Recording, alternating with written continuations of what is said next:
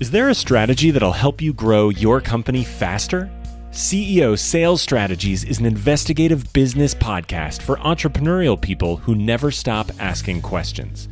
Highly acclaimed sales revenue growth expert Doug C. Brown interviews CEOs, business owners, and professionals who serve them to uncover and share actionable tips and methods behind their bulletproof sales strategies. Topics covered on the show include their failures, struggles, secrets, and processes that help them succeed in selling millions to billions of dollars of their products and services, all with the sole aim of helping you grow your business. If you are eager to know the most effective sales secrets from the A players of the game, then the CEO Sales Strategies podcast is certainly the place to be. So, what is meant by acquisition and what is meant by self-creation? What's the definition of both of these? Acquisition, think about it in the terms of there's already an existing something there. It's not something that you have to create. It's just something there. It's an asset that's sitting there. And you're going to buy or somehow acquire it, whether it's through purchase or whatever means, bartering, whatever it might mean, right? You're going to be able to get access to something that's already existing. Self-creation, on the other hand, is you must create it from scratch, so to speak. There's nothing there. You're going to take your ideas, or you're going to take something and you're going to do the research and form those ideas, and you're going to create it. You might have to build it, whatever it might be. So acquisition is it's already there. It's just waiting for you to come and get it. And self-creation is you're going to have to do everything right from the beginning and spend the time, energy, and money to create that program, product, service, building, automobile, whatever it might be. Hey, everyone, this is Doug C. Brown with another episode of the CEO Sales Strategy Podcast. And today I'm doing this solo. And the reason I'm doing it solo is because it's an important topic to me that I think a lot of people overlook in growing a revenue stream. And, you know, when you're going at revenue growth strategy, there are definitely different ways of doing this. One of the most, I would say, obscure and overlooked one that people actually think about, but they don't think about it as a revenue growth strategy, is acquisition. So what I want to talk with you today about is, should we be doing acquisition or new creation? Because a lot of times people are trying to do new creation because they like to be creators. So let's talk about acquisition versus self-creation. Let's talk about the benefits of each. If you think about acquisition is kind of cool because you can look and take something that might be distressed or underserved or underperforming. And when you have something that's underperforming, you can take that and you can immediately start building upon that to make it better. I had a construction company I was speaking with, and they bought a distressed company that had a different product line. They wanted to go into a new product line. They bought this distressed company. It was doing $3 million a year. And in 2 years, they built it from $3 million to $50 million. And there's reasons why this can happen. One of my clients was a training client, and I was able to take their same product and just improve upon it with a couple of changes. And they went from selling 8 a month to 108 a month. And then the following month, 210, and the following month, 300. And they stayed consistent through that process. It was the same product. So acquisition is not a bad thing if you understand why you're doing it. We're going to talk about that in a second. But remember, if you have self-creation, it also has some advantages. I mean, there's no bad will, right? So if somebody doesn't understand what it is, if you acquired a distressed asset or you acquired something, there's already this experience that people are having. So whether that's positive or negative will reflect on whether or not, you know, you might want to go for the acquisition side. Now, the downside of new product creation, or it could be the upside, is there is no track record, right? Whatsoever. And again, you know, there's no bad will, so that's not a bad thing. But you might have to educate your audience to actually partake in the new product or service offering. And you might have to educate them. As you educate them, that takes time, money, and energy to do so. So, again, brand or market awareness is something else that is great for acquisition, right? Because you already have a brand or market awareness and you won't have that necessarily with self-creation. So you're going to have to create it and educate your audience. Now, regardless of whether or not you want to do acquisition or that you want to do self-creation, ask yourself some questions. If you're going to self-create something, are you doing this for artistic reasons? Now, if that's part of your business plan, great, go for it. But if you're just doing it to be creative and artistic, like a lot of entrepreneurs are, it may not be the best route for you to go. In other words, you might be creating something and it takes you a lot longer than you figure, and it costs you a lot more money than you figure, or it might be harder to bring to market than you figure.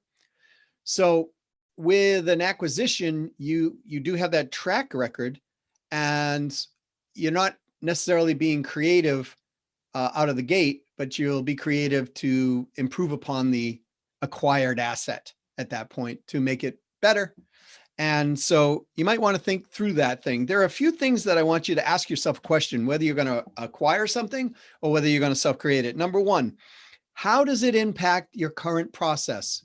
How does it impact your current process or your processes or your systems, right?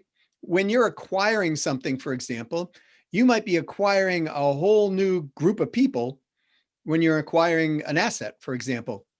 If you bought a company, they might already have established people. How are they going to fit into your organization? How is it going to impede or improve your process? Right? You want to ask those questions. If you're going to self-create something, again, how does this impact your current process?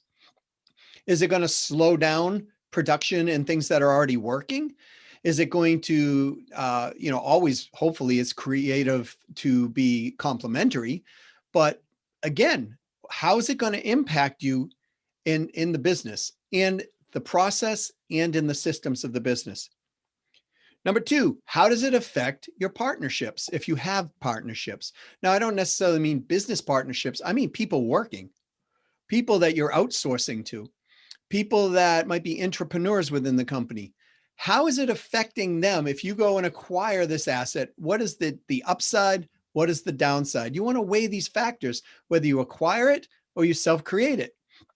So for example, on the self-creation side, if it takes a little longer than you want it to take, and you had, let's say you built an agency force or an independent sales force, and they're waiting and waiting and waiting for the delivery, they're probably going to move on. So you want to look at how does it impact the people that you're actually working with as partners?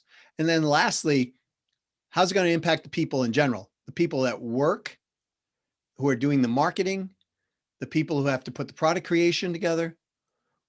Is it a good use of their time to be a self-creator in that capacity? Or is it better to maybe find something and acquire that? Now, sometimes when people think acquisition, oh my gosh, I got to spend a lot of money. Not necessarily. You can go and take products or services that are already created and create a white labeling situation. What does that mean? White labeling means, hey, this is already created. It's a great product. And all you have to do is put your logo on it.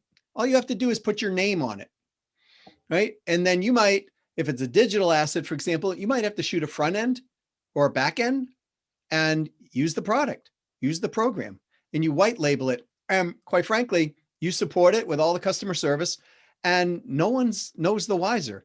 I mean, do you think that all these cosmetics that are out there today are all manufactured and created in-house by the manufacturing company? In many cases, they are not. They are formulated and they give the formula to a manufacturing processing plant, and that processing plant turns these things out. And, the reason they do that is because it's expensive to open a manufacturing facility. So you might just want to be the sales arm and white label the program. Now, if you're self-creating, again, you got to start all the way from the beginning. So one's not better than the other, but it's a growth strategy to acquisition. And it's a growth strategy to product creation because you're expanding, hopefully, the reach that you're going to get. The other thing you want to look at is, why are you doing this? Why are you doing this? Are you doing it for cash flow, or are you doing it for positioning? Because that will help you determine whether or not you should self-create it. For example, if you're self-creating something that involves other people and other companies and other entities, right, where you can bring them in and showcase them and they can showcase you and all of these things going on, you're building potential business relationships. That might be worth self-creating. However, if you don't have that and you need to get something out quickly to the market, acquisition, if it's short, if you're buying a huge asset or a huge distressed asset, then it may take a little longer. So you want to look at the timing of all this as well as you're going through. But are you doing this for cash flow, or are you doing it for positioning? How are you going to communicate no matter what you're going to do, whether you're going to self-create or whether you're going to acquire? How do you communicate that, and what's your internal communication and your external communication going to look like? You want to look at this because there's a lot of unknowns when you're doing either or. We all will think that we got the greatest ideas in the world, and many of them are great, but not all of them will work, right? So you don't want to put yourself into suffering and have lack of success because you're not preparing with these type of questions. All right. So we talked about white labeling and, manufacturing facilities. Acquisition can help you grow very quickly. That's one other advantage. So think of acquisition as, yep, you might be buying something and it's kind of more speed to market. Unless you could put something out very quickly with a self-creation. I know people who, for example, have put a book out in over a weekend. That was actually a really good book. So if you can crank things out, very quickly, but if you've got to build, let's say, a new facility, and that build is going to take you 8 months, but you can acquire a distressed property and that property is going to take you 3 months to renovate, you might be better off with the distressed property. You might be better off with the acquisition. So whether it's people, processes, or whatever you're going to want to acquire, or whether you want to build those out, again, think about, should you be self-creating or should you be using things like acquisition? There are other people, for example, if you think about it on an employee, when you hire an employee from somebody else, you're actually doing an acquisition. You're acquiring that person that already has this experience, already has maybe relationships, and they're bringing them with you, with them to you. But if you got to go out and you got to self-create it, and you've got to put the processes in place and create the training and create all of that to acquire the new potential employee or partnership in your company, it might be a longer path. So don't discount down the idea of acquisition or of self-creation. It is a revenue growth strategy. It's often one that people think about, but they overlook. They don't really investigate and push forward on their figuring it out because there's just so many other things to do in life. However, if you take just a little bit of time and spend half an hour a week and you think through, how can I acquire or how can I self-create? What should I be doing? Ask the questions that we talked about. What I think you'll find is over a period of time, you're going to come up with a really good opportunity or a really good idea, and that will help your revenue to grow.